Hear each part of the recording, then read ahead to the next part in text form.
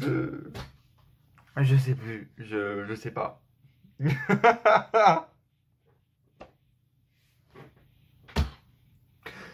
Je sais pas, je sais pas quoi dire là, j'avoue que je suis encore sous le choc. Excusez-moi, je sais. Je...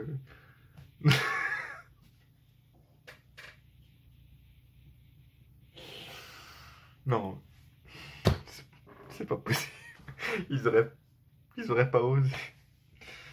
Je...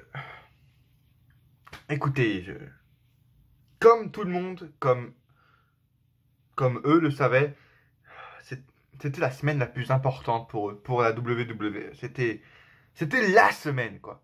WWE Premier Week, comme Vince McMahon a lancé comme tweet, comme hashtag. On était tous hype, à peu près, moi aussi. Je vous ai dit, je voulais faire un truc d'ailleurs, j'ai oublié, mais voilà les gars, je voulais vous dire, peu importe ce qui arrive, profitez, enjoy it, parce que c'est ça le catch, parce que c'est une semaine spéciale. Ça va être bon, sûrement. On a plein de trucs nouveaux, on a un nouveau thème song, etc. Ça va être cool, les gars, profitez. Je vous l'ai dit d'ailleurs dans ma vidéo de tout ce qui va changer sur SmackDown, etc. N'hésitez pas à aller la voir d'ailleurs, si vous l'avez toujours pas vu, elle dure 15 minutes. C'est en 15 minutes, résumé de tout ce qu'il faut savoir sur ce qui va changer dès cette semaine à la WWE. Et moi aussi, putain, je me dis, oh, toute la journée d'hier, j'attendais que ça, voir Monday Night Raw, ce qui allait changer, la nouvelle arène, qu'est-ce qui allait changer, la team des commentateurs, est-ce qu'elle allait être bien ou pas. Bon, déjà hier soir, on a un spoil. On a une photo qui passe comme ça. De la nouvelle arène de Monday Night Raw. Est-ce que ça annonçait déjà la couleur? J'ai envie de vous dire oui. Mais je voulais pas y croire. Quand on... La photo sur Twitter était de loin. Je me suis dit, bon, tu vois, elle était de loin, elle était pas cadrée. Mais de loin, on arrivait quand même à voir un truc. C'était une sorte de grand écran incurvé comme ça. Incurvé, avec tout en mode écran LED. Incurvé comme ça, avec la table des commentateurs sur le côté, sur la stage elle-même en plus. Avec les mêmes spots LED que avant sur les côtés. Et pourtant, je voulais pas me voiler la face. Même hier, moi, je me suis dit, c'est bon, c'est spécial. On va s'y faire. On aura un temps d'adaptation parce que c'est spécial. C'est une arène différente, etc. Donc, mais j'aurais peut-être dû me dire que ça annonçait déjà la couleur, si je puis dire. Je sais pas. C'était la semaine la plus importante de la WWE depuis des années. Et la première heure a commencé magnifique. Magnifique la première heure. T'as Rey Mysterio qui arrive avec son fils Dominique dans les gradins. Rey Mysterio commence à parler, il commence à dire que ça va être une soirée importante. Je sais plus trop ce qu'il dit, que ça va être une soirée importante. Que ce soir, il a le match, un des matchs les plus importants de sa vie. Il le fait pour son fils, pour Dominique, etc. Et là, t'as Brock Lesnar qui arrive. On sait pas d'où, pourquoi. Le mec arrive et il effectue 2 meurtres. 2 meurtres directs. Il tabasse Rey Mysterio à mort devant son fils Dominique. Il l'encule directement. Mais il n'y a pas de question. En fait. Et après, il va vers son fils. Dominique, il commence à se lever. Et puis il perd ses couilles. Et hop, il se rassoit. Mais Brock Lesnar, il en a rien à foutre. Deuxième meurtre. Il prend comme ça par les épaules Dominique. Il le nique. Il le défonce contre le poteau. Magnifique segment. Donc le fils et le père sont à terre tout simplement. Dominique est blessé. Rey Mysterio n'a rien pu faire pour sauver son fils. Magnifique. Ça peut faire avancer la storyline entre les deux. Magnifique segment. Fantastique. Et c'est là on s'est dit, putain, ça a changé. Vraiment, oublions tous nos stéréotypes, tout ce qu'on pensait. Ça a sûrement changé. Raw, on est dans une nouvelle dynamique. Ça y est, Brock Lesnar avec Rey Mysterio, etc. Le fils également. Bon, le fils, faudrait peut-être qu'il apprenne à se prendre des chutes. Mais bien, grosse German suplex dans sa gueule à Dominique. Magnifique. D'ailleurs, les gars, vu que c'est un épisode spécial, j'ai essayé de faire des choses spéciales et j'ai filmé ma réaction. Donc, voici pour vous. Elle sera sûrement sur YouTube, sûrement à sortir en différé, enfin en complète. Mais voici la réaction de ce que j'ai pu filmer dès les premières minutes d'Euro. Ma réaction des retours des pyros, de l'arène et du segment avec Dominique. Les voici maintenant. ma réaction aux premières minutes du changement à la WWE. Et ensuite, on a eu le truc avec Sasha Banks et Becky Lynch, qui est un peu décevant parce qu'on n'avait pas eu une vraie brawl. Mais on voit Becky Lynch en mode, tu vois, elle veut niquer des mères. Elle commence avec Sasha Banks qui la provoque, elle commence à mettre, tu vois, les trucs, les straps, je sais plus comment ça s'appelle, autour de ses mains pour commencer à niquer Becky Lynch alors qu'elle est à la table des commentateurs, tu vois, elle veut niquer Sasha Banks, pardon. Magnifique. On se dit, putain. Et là, tu vois, c'est un peu comme un décryptage, tu vois. C'est un peu comme un décryptage. Tu vois qui a fait la première heure. C'est clair et net, clair comme de l'eau de roche. Paul Heyman a produit cette première heure. Il n'y a pas de discussion possible, ça se voit. Et puis tu vois qui a écrit cette descente aux enfers de deuxième et troisième heure. Tu le sais. Je ne vais même pas dire son nom. Tu le sais très bien. Je sais pas qui. Je sais pas qui peut se regarder tous les bookers qui ont écrit ça. Est-ce qu'il y en a vraiment un après ce show-là qu'on a eu ce soir qui peut se dire putain mec, bravo les gars, oh Kevin Dunn, t'as fait un boulot de malade. Oh, et Brian James, Road Dogg, franchement bravo Vince, t'as eu de super bonnes idées, je suis vraiment fier. Un des meilleurs shows, season premiere, magnifique, super bien les gars, on se retrouve la semaine pro, ciao. Qui, ce soir, après ce show, peut se regarder dans les yeux, ceux qui ont produit ce show, et peuvent ne pas avoir honte de ce qu'ils ont fait ce soir. Ce n'était pas un show ce soir, ce n'était pas du catch ce soir. C'était un enfer pour les fans, c'était un enfer pour le catch lui-même. C'était de la merde, c'était nul à chier. Bobby Lashley. Putain.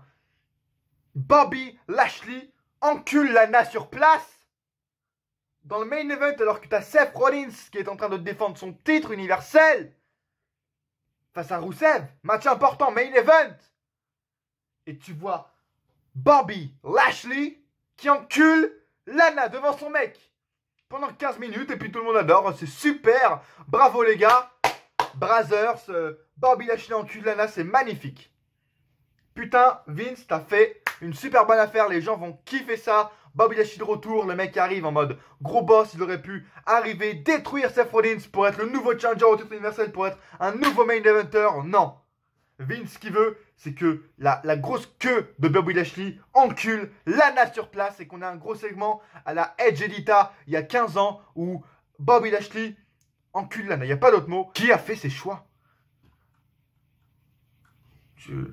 Lacey Evans, Natalia, mais j'ai l'impression que chaque semaine depuis un mois, l'avant-dernier match de Raw, chaque putain de semaine, c'est Lacey Evans contre Natalia.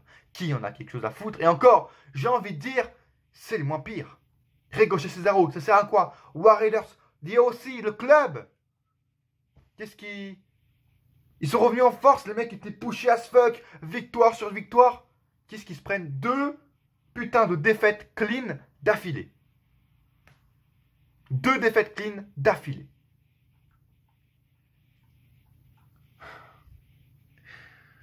Miss TV. Est-ce que je dois... Putain. Je crois vraiment, je l'ai filmé, vous l'aurez tout à l'heure. Je crois que j'ai eu la plus grosse frousse de ma vie dans ce putain de Miss TV. J'ai eu la plus grosse peur de ma vie.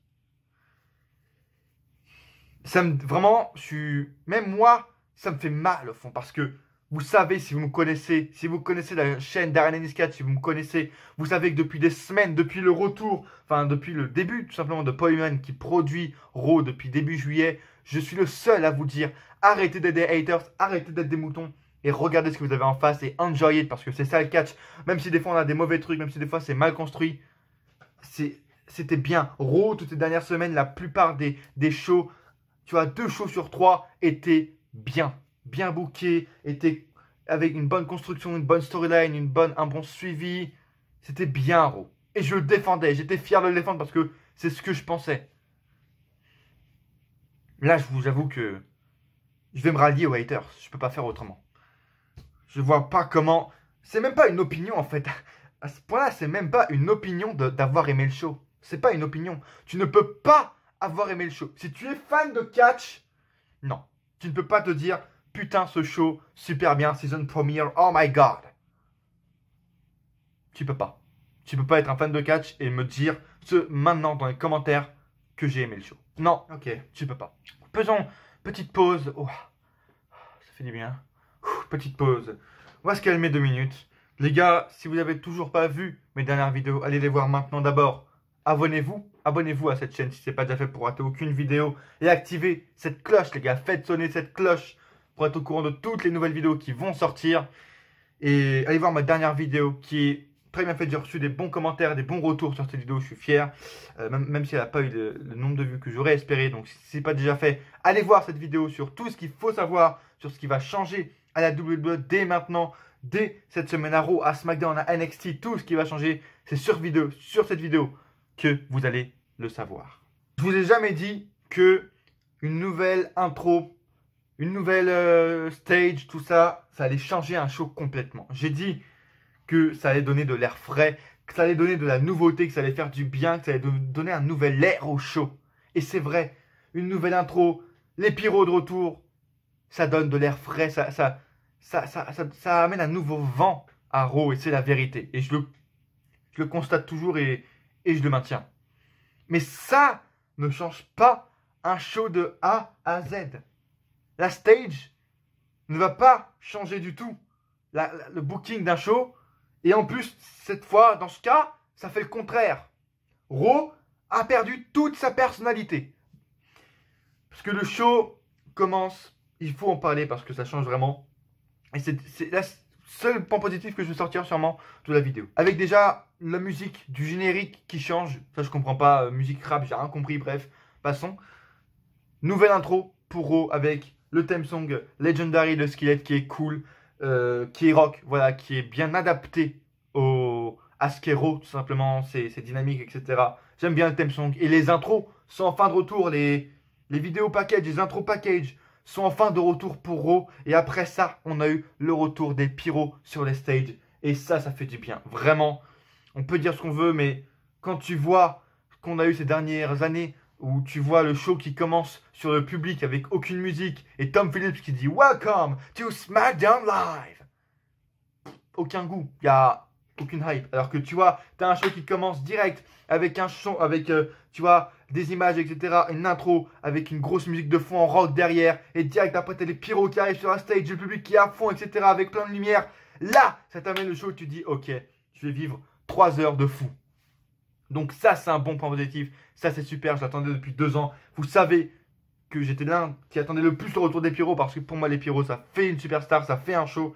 Et ça fait du bien d'avoir le retour des pyros sur une stage assez spéciale. Il faut qu'on en parle. Est-ce que j'ai pas compris en fait le délire? Est-ce que la stage est-ce que c'est une stage de catch pour Raw ou bien c'est une piste de danse en fait avec une piste de dance floor en fait? Est-ce que c'est du dance floor que vous faites là-dessus? On est à Raw, c'est Raw is dance floor? The floor is Raw is dance floor, c'est ça en fait votre truc. Parce que j'ai pas compris le délire en fait. Ça quand même, ça émerge un des points les plus importants de ces dernières années et qui est toujours d'actualité. C'est que Vince McMahon est devenu un flemmard. Et il n'en a plus rien à foutre. La stage, en fait, c'est juste le grand écran qu'on avait avant à Raw et à SmackDown avec les écrans LED du bas qui sont reliés. Point. Rien d'autre. Cette arène, cette stage n'a aucune personnalité. On ne dirait pas que c'est Raw en fait. Vraiment, j'ai encore mieux que Dance Floor, les gars. Cette stage de Raw, c'est un skatepark. Vous voyez, vodka, etc., la Redbox, c'est un skatepark. Tu vas voir Darby Allin de la All Elite arriver, comme ça, faire du skate comme ça. C'est un skatepark. La stage de Raw est un skatepark, incurvé comme ça. Vous vous croyez où les potes? C'est pas une stage de Raw ça. Et c'est pas une récré Raw les potes. Non, mais vraiment, un jour tu vas voir des mecs comme ça qui vont arriver de la stage et ils vont faire du toboggan. Cette arène de Raw c'est un toboggan, un skatepark.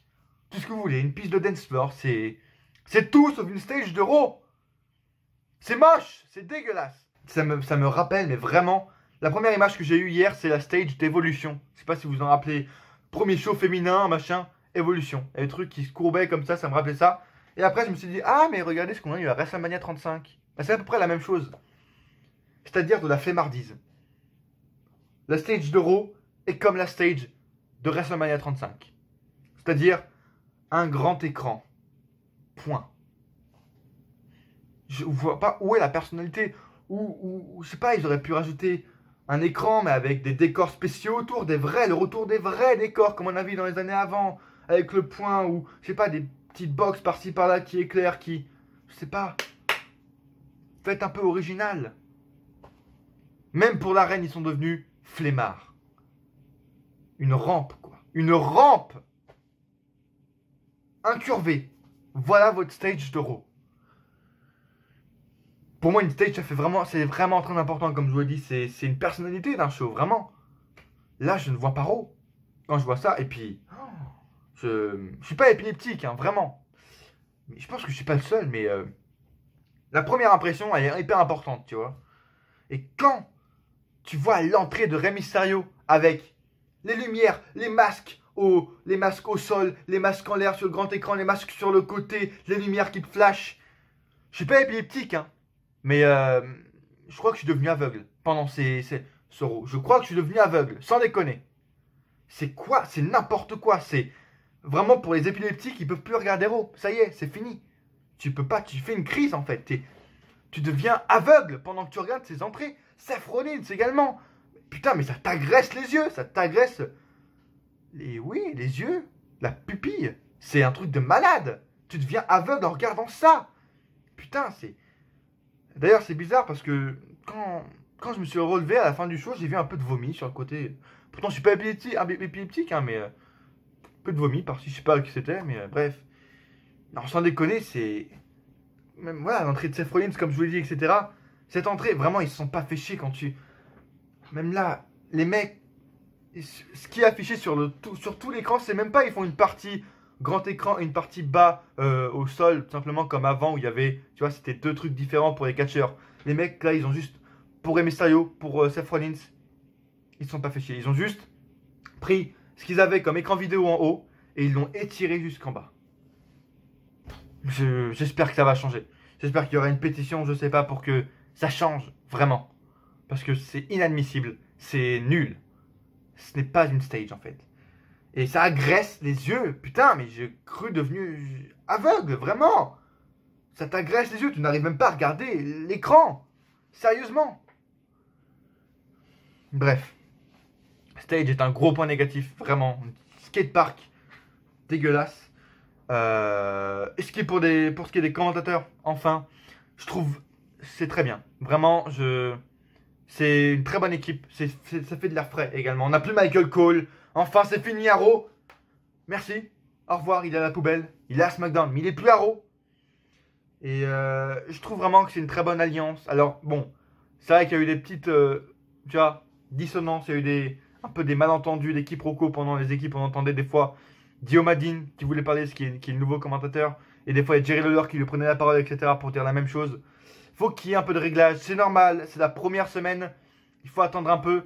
Mais je trouve qu'il y a une alchimie entre eux. Entre Diomadine et Vic Joseph, c'est sûr, parce que le mec est à 205 Live déjà depuis plus d'un mois, je crois, ensemble. Et c'est très bien qu'ils aient rajouté Jerry Lawler comme valeur sûre, entre guillemets, qui est très cool, qui est Jerry Lawler, quoi, qui fait du Jerry Lawler.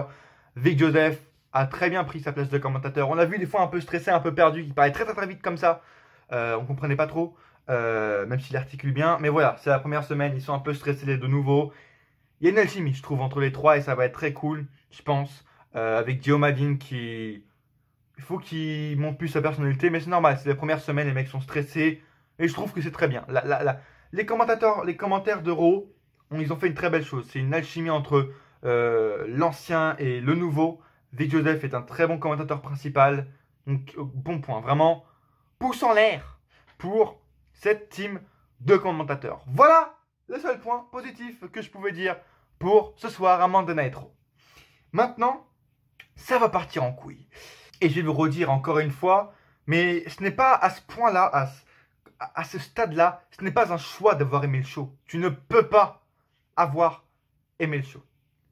Surtout quand il n'y a que 2 segments qui sont bons. Le début et le match AJ et le Firefly Funhouse. Allez, 3 trucs qui étaient bons. Tu ne peux pas. Ça ne fait pas un bon show, seulement 3 segments. 10 minutes sur 3 heures, ce n'est pas ce que j'appelle un bon show. Et vous savez que je dis qu'un show est réussi, est principalement réussi quand le début et la fin sont bons. Et surtout à Raw, pour moi, le début et la fin doivent partir en couille. Donc le début est parti en couille, était super. Et la fin, vous allez sûrement me dire si vous me connaissez, putain mais Darren, pourquoi t'as pas aimé la fin? T'aimes bien quand ça part en couille, pourtant t'aimes bien quand il y a plein de gens, quand il y a plein de superstars qui se foutent sur la gueule, etc. T'aimes bien? Ouais, j'aime bien quand il y a plein de superstars qui se foutent sur la gueule et que c'est un gros bordel. Mais j'aime pas en fait quand ça parle en Pornhub. Quand Raw devient Raw is Pornhub. J'aime pas. J'aime pas quand ça part en vidéo porno en fait. J'aime le porno, mais j'aime pas quand ça part en vidéo porno dans un show de catch. Surtout avec des lutteurs que j'aime bien. T'as pas envie de voir ta mère sur un site porno? C'est pareil. J'ai pas envie de voir des mecs que j'aime bien comme Rusev, comme Bobby Lashley dans une vidéo porno. Désolé. Donc j'aime pas trop en fait. J'ai pas trop kiffé. J'aime pas trop kiffé en fait. Cette fin de show était plus que médiocre. Était plus qu'abominable. Était plus que l'enfer lui-même. Même quand on revient aux pires années d'Euro, 2017, 2018, ça va être difficile de trouver pire.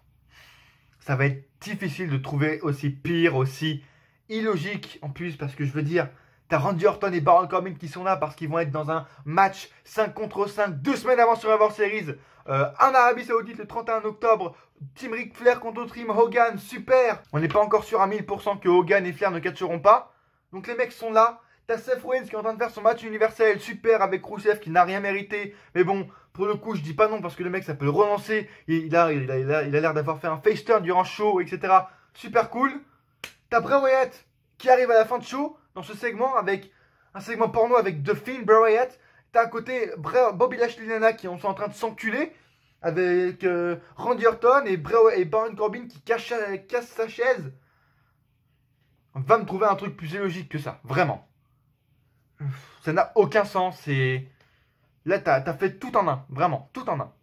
T'as 10 catcheurs qui sont morts d'un coup, tu vois. Bravo. C'est un des meilleurs coups de Vince McMahon, je pense.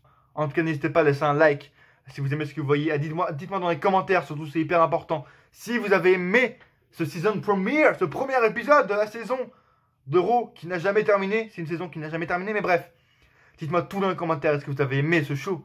Est-ce que vous avez détesté ce show, comme la plupart des gens? Si vous avez hâte d'être vendredi, si vous trouvez que Raw va sûrement être le pire show de la semaine, après Impact Wrestling, après WWE Backstage, Raw va être le pire show de la semaine, je peux vous l'affirmer. Dites-moi dans les commentaires si vous pensez la même chose que moi. Dites-moi dans les commentaires si vous avez aimé ça, ce segment Brazzers à la WWE en main event.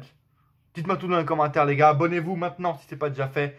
Activez la cloche maintenant. Allez voir ma dernière vidéo qui est sortie sur tout ce qui va changer à la WWE dès cette semaine. Et partagez la vidéo un maximum sur les réseaux sociaux, c'est hyper important. Et suivez-moi maintenant sur les réseaux sociaux qui sont ici. Voilà, je crois, je fais tout le long pour être sûr. Qui sont là, les gars. Suivez-moi pour me voir rager ces prochains jours sur ce qui va arriver à la WWE parce que j'ai peur, mais je vous le dis, je pense qu'on n'est pas au bout de nos peines. Je pense qu'on n'est clairement pas au bout de nos peines et ça promet. Ça promet. Bref. Le show commence avec Rey Mysterio qui arrive. Je vous dis une crise d'épilepsie. Hein, voilà. Pyro, etc. Super cool. Crise d'épilepsie du coup avec Rey Mysterio. Tout ça. Super. Rey Mysterio arrive sur le ring et prend le micro. Reddy qui va affronter Seth Rollins pour le titre universel ce soir. Il est ici grâce à son fils Dominique et le combat est pour lui ce soir. Ce soir, il va ramener le titre universel à la maison. Et là, Brock Lesnar arrive et déglingue tout fait de meurtre en direct à la télé. Et c'était magnifique. C'est ce qu'il fallait faire, c'est vraiment... C'était bien en fait, c'était bien construit. On ne sait toujours pas pourquoi Brock Lesnar a attaqué Paul Heyman. mais c'était cool. Ça permet d'avancer la storyline entre Rey Mysterio et Dominic. Est-ce qu'il y aura une suite entre Rey Mysterio et Brock Lesnar? Est-ce qu'on aura un match Lesnar, Rey Mysterio à Hell in a Cell? Peut-être, j'en sais rien. Mais bref, Dominic se fait défoncer la gueule, comme il s'est jamais fait défoncer, je crois.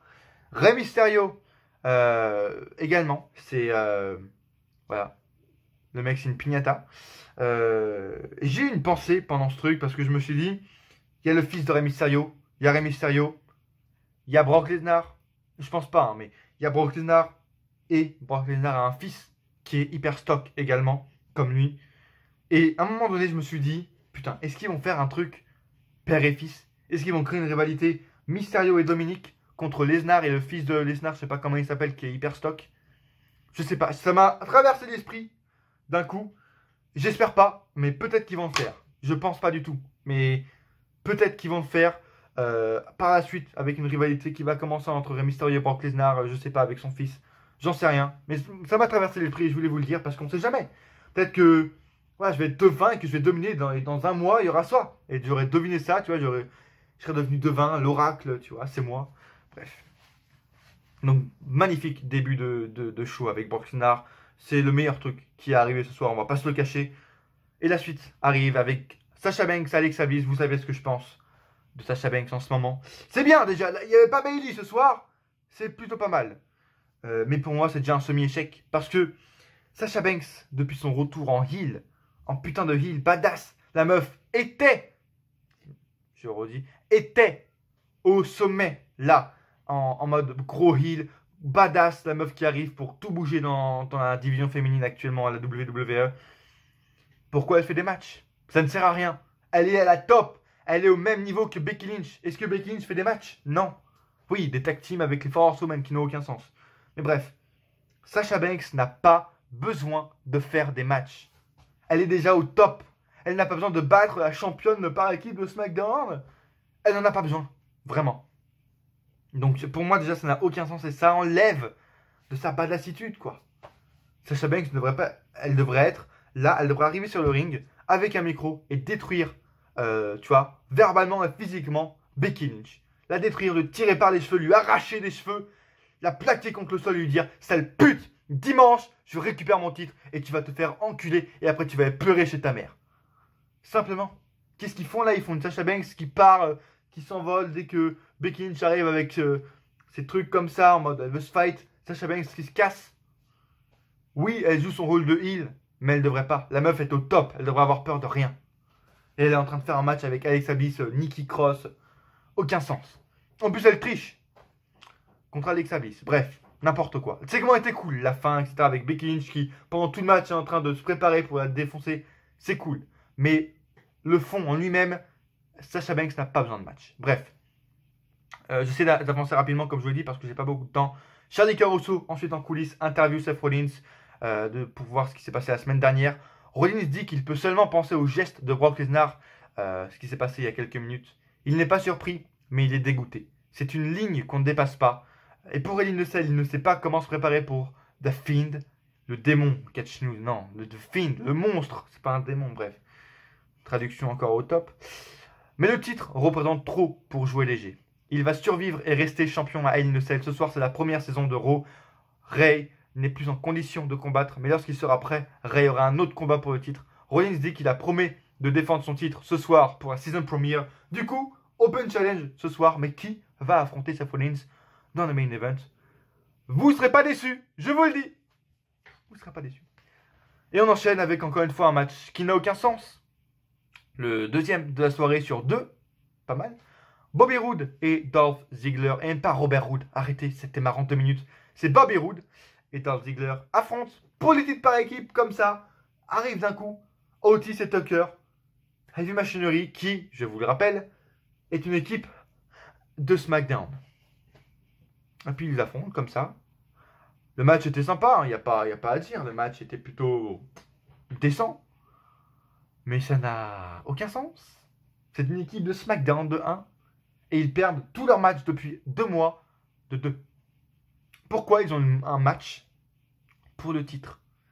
Si vous voulez mettre en avant Bobby Roode et Dolph Ziggler, et je pense que c'était l'intérêt, de ce match. Si vous voulez mettre en avant Bobby Roode et Dolph Ziggler, donnez-leur une équipe au hasard. Vous savez, c'est pas une des meilleures équipes, hein, Bobby Roode et Ziggler, ils sont pas au top du top. Même si ça me fait chier du coup pour Bobby Roode.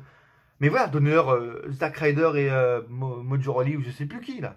Donnez-leur des trucs comme ça pour leur mettre en avant. Je comprends pas. Bref, donc Bobby Roode et Dolph Ziggler gagnent leur match.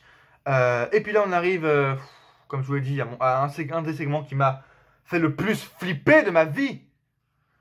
Le Miz TV. Miz arrive sur le ring et oui, putain, ça également, ça va être un gros problème. Mais les trois quarts des superstars qui sont arrivés ce soir sur la stage de Raw, les trois quarts, hein, leur entrée, leur vidéo sur la stage, c'était horrible. Déjà parce que t'as les lumières comme ça, crise d'épilepsie, alors même si t'es pas épileptique, hop hop, un petit vomi par là et tout, Rey Mysterio, gros flash, dégueulasse. Déjà, donc tu fais une crise d'épilepsie dès que tu les vois. Mais en plus, ça leur va pas. Tu vois, quand tu vois Rollins, Mysterio, Bobby Lashley, qui parle magnifique, Baron Corbin, je sais plus qui. Dégueulasse, dégueulasse. Sasha Banks également, une couleur unie, c'est moche, aucune personnalité, ça n'a aucun sens. Et pourtant, sur certaines superstars, c'est stylé. Et ce soir, la stage a été stylée seulement pour une superstar, c'est The Miz. Ce soir, vraiment, le Miz, cette stage lui correspond parfaitement. Son entrée était magnifique. Et le Miz TV également, quand tu vois le layout du Miz TV plus tard, magnifique, très beau avec le tapis rouge qui descend du haut de la stage du coup jusqu'en bas de la rampe avec la ville, etc. Magnifique. Et justement, ça va être ça le problème avec cette stage. C'est pour ça que j'espère qu'ils vont la changer. C'est que pour les trois quarts des superstars, cette stage ne va pas du tout. Et pour certaines superstars seulement, ça passe. Et pour le Miz ce soir, c'est passé. Et voilà, ça va être rare et ça va être un problème qui va se poser dans les futures semaines. Bref, petite parenthèse qui était importante quand même. Et Miz arrive, nous souhaite la bienvenue pour le Miz TV et accueille du coup Hulk Hogan et Ric Flair. Encore un exemple de balécouillisme. Botchamania se fera un plaisir de relever ce botch. Les bookers, les scénaristes, je sais plus comment, je sais pas qui ça, les graphistes, qui sur le Titantron, enfin est-ce qu'il y a encore un Titantron qui existe ou c'est juste un écran? Bref, sur l'écran où il y a Ric Flair, etc., la vidéo de Ric Flair, les mecs, c'est pourtant simple, hein, l'une des choses que tous les fans de catch savent après l'Undertaker, tu vois, qui est le catcheur qui a gagné le plus de fois à WrestleMania, l'Undertaker. La deuxième question, la plus logique, auquel tous les fans de catch peuvent répondre, c'est combien de titres a gagné Ric Flair durant sa carrière? Tu interroges n'importe qui est fan de catch, qui n'a pas regardé le catch depuis 10 ans, il saura te répondre. 16 fois. C'est pas compliqué. 16 fois. C'est le truc le plus logique. Combien de titres a gagné Ric Flair dans sa carrière? 16. Enfin, de titres mondiaux, du coup. Et c'est con. Qu'est-ce qu'ils font? C'est con. Ils mettent 17 fois champion sur le Titantron. Des mecs qui travaillent à la WWE, qui ont sûrement booké des matchs où Ric Flair a gagné un titre. Les gars affichent 17 fois champion Ric Flair. Putain, waouh! S'il vous plaît, donnez-moi votre travail, les gars. Donnez-moi votre travail, s'il vous plaît. Bref. Et là, on a du coup assisté à un des segments qui m'a fait le plus flipper. Donc, t'as le Ric Flair et Hulk Hogan qui font leur truc avec Jimmy Hart sur le côté qui a accompagné Hulk Hogan, qui commence à jouer un peu les durs, tu vois. Et ils m'ont fait flipper parce qu'à un moment donné, tu vois, t'as eu Ric Flair qui commence à faire le show en mode écoute, j'en ai marre d'entendre ta musique depuis 30 ans, j'en ai marre de toi. Et voilà, je veux une revanche, je veux avoir ce match avec toi. Ça fait 30 ans que je l'attends, j'en ai marre de ta gueule. Je veux t'affronter. Hulk Hogan également qui commence à être chaud, qui commence à se fighter, tu vois, ils commencent à se friter les deux. Et je crois qu'on a eu peur en fait. Tous, on s'est chié dessus. Parce qu'on a vu les deux superstars. On a vu ce qui était le prochain pay-per-view après Hell in a Cell. Et on s'est tous dit la même chose. Oh putain.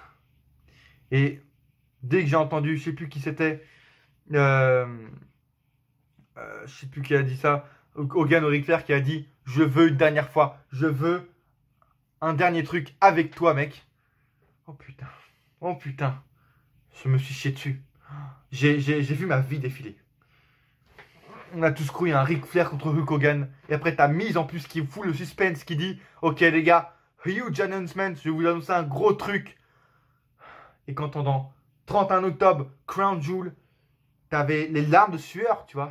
Ça devenait une piscine sur mon front. Je flippais ma race.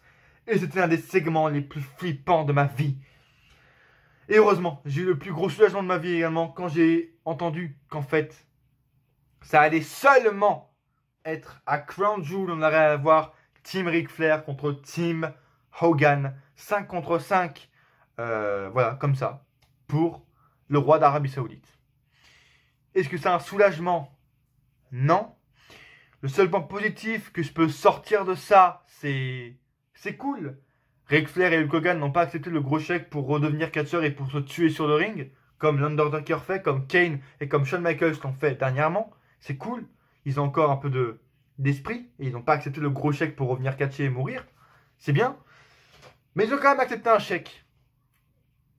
Et voilà, les mecs vont faire un match 5 contre 5 par équipe à élimination ou pas, je ne sais pas.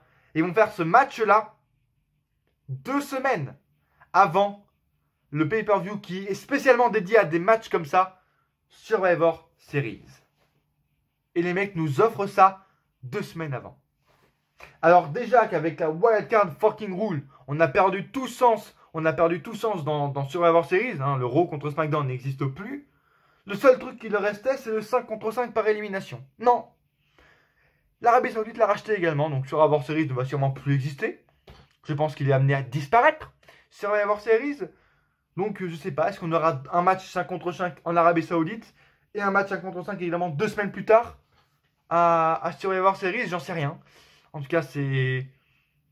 D'un côté, c'est bien. Parce qu'au moins, les deux légendes ne vont pas catcher à Crown Jewel en Arabie Saoudite. Et c'est plutôt une bonne chose.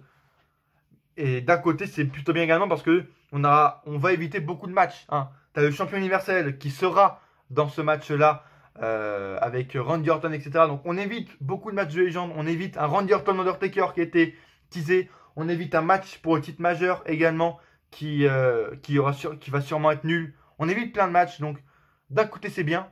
Mais bon, la bise sur Survivor Series et salut mon pote. Salut mon pote. Bref. Après ce segment qui m'a fait très flipper, on voit une limo arriver. Je crois que c'est à ce moment-là qu'on voit une limo arriver. Ah oui, entre-temps, on a eu Baron Corbin, Rusev qui sont arrivés pour attaquer Rollins, pour attaquer Orton, tout ça. Bref, du coup, l'équipe commence et du côté de Hogan, on a Seth Rollins et Rusev. Et du côté de Ric Flair, on a Randy Orton et Baron Corbin pour le moment. Et bref, on a une vidéo ensuite qui nous montre que quand Dominique a quitté en ambulance Monday Night Raw avec son père Rey Mysterio qui l'a accompagné à l'hôpital. Je suis intrigué par ça vraiment. C'est la seule chose qui m'intrigue pour l'instant. Et en coulisses, t'as Charlie qui demande à Rusev où est Lana et le mec ne répond pas. Il va juste dire Rollins, tu veux un open challenge? Et ben je te challenge pour le titre universel. Et même si les gens, également j'en fais partie, les gens qui vont dire ça n'a aucun sens, le mec n'a rien fait pour mériter ça. D'un côté, je dis oui. Parce que qui peut aller affronter en ce moment Seth Rollins? Qui peut aller challenger en ce moment Seth Rollins en étant main eventer? Parce qu'il n'y a aucun main eventer. Donc c'est déjà un bon point pour lui, pour Rusev. Parce que le mec peut se reconstruire. Le mec a fait un face turn. Et en plus, le mec avait une chance au titre majeure de la compagnie en main event. Donc je me suis dit, putain, c'est cool. Ça va être la renaissance de Rusev. Super. Malheureusement, c'est plutôt un enterrement auquel on a dû faire face. Voilà. Encore plus émouvant que celui de Jacques Chirac hier. Bref. On retrouve les Authors of Pain en coulisses du coup, avec une nouvelle promo des AOP. Et ça, c'est très cool, encore une fois, comme je vous l'ai dit la semaine dernière. C'est très cool qu'on ait AOP, Akam et Rezar qui font des promos dans une autre langue où ils disent on est la violence, on a vécu, on a grandi avec la violence. Du coup, on va tous se défoncer. Quand on va arriver, vous allez tous crever. Magnifique. Allez l'écouter, vraiment. Ils construisent une nouvelle équipe, une nouvelle grosse équipe, qui en était déjà une, mais malheureusement, ils l'avaient détruite. Mais c'est très cool. Je suis intrigué évidemment par ça. Si on peut avoir un nouvel air frais dans la division par équipe, c'est pas mal. Nouveau match par équipe, justement. Les War Raiders, enfin Viking Raiders, Viking Experience de guerriers, affrontent le club. Comme ça, d'un coup, match, boum, rematch de la semaine dernière. Pourquoi? Les War Raiders regagnent encore en 7 minutes 42 à peu près. 7 minutes 45, allez. Pourquoi? Pourquoi ce match? Ça n'a aucun sens. Pourquoi redonner une défaite au club? Les mecs, depuis des semaines, tu te fais chier à les reconstruire avec AJ, victoire après victoire, il recommençait à avoir un petit momentum, un bon momentum. Boum, 2 victoires d'affilée. Pour faire quoi en plus avec War Raiders? Pour les mettre dans les matchs pour le titre par équipe? J'en doute. Peut-être, mais j'en doute. Aucun sens. Bref, encore une fois, un truc qui me casse les couilles. Bon, allez, on va vite arriver au moment qui vous intéresse le plus, c'est-à-dire le main event, parce que là, déjà, j'ai plus beaucoup de place du tout. Ma vidéo s'est arrêtée, du coup. Donc, on va vite arriver. Puis là, sûrement, il doit rester 3 personnes actuellement, en ce moment-là. Dites-moi dans les commentaires qui vous êtes, les 3 personnes. J'ai envie de savoir qui sont encore les 3 dernières personnes à regarder cette vidéo jusqu'au bout. Bref, qu'est-ce qu'on a ensuite? Ricochet Cesaro, parce que Ricochet, il défie Cesaro dans les backstage parce que Cesaro a insulté Rey Mysterio, cool. Ricochet, encore une fois, une superstar gâchée. Et là, t'as le retour des pyros en plus, du coup. Je me suis dit, bon, ce serait cool, tu vois, de mettre des pyros aux gens qui le méritent. Ricochet, pour construire une star, pour qu'on, tu vois, pour qu'il marque les esprits, son entrée marque les esprits, qu'il reste dans les esprits, qu'il devienne un bon mi-quart d'heure et voilà. Une bonne superstar qui aime, voilà, que les enfants vont aimer. Tu peux rajouter des pyros dans l'entrée de Ricochet, ça ferait pas de mal en fait. Mais non, pas d'entrée, pas de pyro pour Ricochet, rien qui change. Bref, super. Et match qui se finit par petit paquet, Cesaro battu par Ricochet. Je sais pas où ça va. En tout cas, une victoire pour Ricochet, c'est cool. On arrive à un des meilleurs moments également. Le 3e seulement meilleur moment de la soirée. C'est le Firefly Funhouse que je vais pas vous traduire parce que de une, j'ai plus le temps et de deux, comme je vous le dis à chaque semaine, il faut aller voir le Firefly Funhouse. Ça ne se traduit pas, mais bref, il parle encore de Rollins dans les grandes lignes. Il parle encore de Rollins, de ce qu'il va faire à Rollins à Hell in a Cell, que ça va être une catastrophe, que le Fiend, il a peur de ce que le Fiend va faire à Rollins, ça va être vraiment une scène d'horreur qu'on va vivre. Et en plus, on a vécu la mort de Robin Rabbit, le lapin. On a vécu la mort du lapin dans le Firefly Funhouse, donc un épisode très émouvant. Allez le voir, vraiment, si vous si l'avez pas encore vu, c'est à voir. Comme chaque Firefly Funhouse, c'est vraiment à voir. AJ contre Cedric Alexander pour le titre des États-Unis. 8 minutes, c'était cool, hein, vraiment, c'était l'un des seuls segments, c'est pour ça que je le relevais comme positif, malgré le fait qu'il m'a déçu, parce que le match est beaucoup trop rapide de 1, et de 2, Alexander passe d'un bon mi-quart d'heure hyper combatif à une merde. Même si c'est Jay Styles en face de lui, c'est la 3e fois, ou 4e même, qu'il perd clean, comme ça, sans rien, aucune aide. Styles gagne clean face à Alexander. Alors je veux bien qu'on le construise en mode mi-quart d'heure, mais tu vois, mi-quart d'heure qui a encore un peu de choses à prouver parce qu'il n'est pas aussi bon que les AJ, que les Rollins. Oui, tu peux donner une défaite clean à Cédric. Mais pourquoi 4 d'affilée? Je comprends pas. Je comprends pas pourquoi 4 d'affilée, en plus la public qui est derrière lui, etc. Je comprends pas pourquoi tu lui donnes autant de merde en fait. Il y a eu des rumeurs comme quoi Vince voulait enterrer Cédric Alexander. Pourquoi? Le mec n'a rien fait. Pourquoi? Il est gentil, il pourrait être champion. Street Profits, segment des Street Profits qui est hyper gênant. Lacey Evans Natalia, 4e match du mois entre les deux. Avant-dernier match comme chaque semaine, comme je vous l'ai dit, victoire de Lacey Evans. Qui en a quelque chose à foutre, je ne sais pas. Et avant le main event, on a quoi? On a 2 segments. Un segment avec Brock Lesnar qui dit, voilà, qu'est-ce qu'il dit? Bonnyman dit, s'il faut blâmer une personne, c'est Vince McMahon et les directeurs de la WWE qui ont laissé Brock Lesnar venir alors qu'il est en mode combat. Il y a beaucoup de gens qui veulent être le top de leur sport, mais personne n'est capable de faire ce que Brock Lesnar a fait à Rey Mysterio et ce qu'il fera à Kofi Kingston vendredi, et Brock Lesnar finira champion, etc. Bref. Bonnyman dit qu'en gros, Brock Lesnar a fait ça juste parce qu'il avait envie de faire ça. Super. Et Maria Kanellis arrive ensuite en coulisses avec Charlie Caruso. Et bien, elle confirme que Rusev n'est pas le père. Alors pourquoi tu l'as ramené à 3 semaines, sale pute? Je t'aime bien, Maria. Vraiment, je t'aime beaucoup. Mais pourquoi tu l'as ramené il y a 3 semaines en gâchant un retour qui aurait pu être cool pour Rusev? Voilà. Donc, il dit qu'il n'est pas le père de l'enfant parce qu'il est déjà bien occupé avec ce qui se passe avec Lana. Et on arrive au fameux main event, si on peut dire. En tout cas, le main event, oui, c'est pas un match. Le main event était un main event. C'était le truc principal. Hein.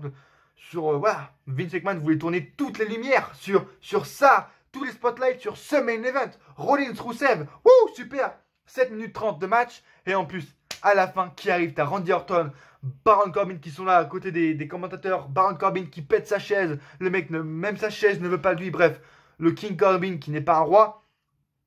Et Bobby Lashley revient, les gars. Retour de Bobby Lashley, truc de malade. Super, on a tous hâte de voir ce qui va se passer. Bobby Lashley, qu'est-ce qu'il va faire? Il va attaquer le champion universel. Il va rentrer dans le Hell in a Cell match. Et voilà, dimanche, on aura un triple menace. Super, Bobby Lashley, nouveau main eventer.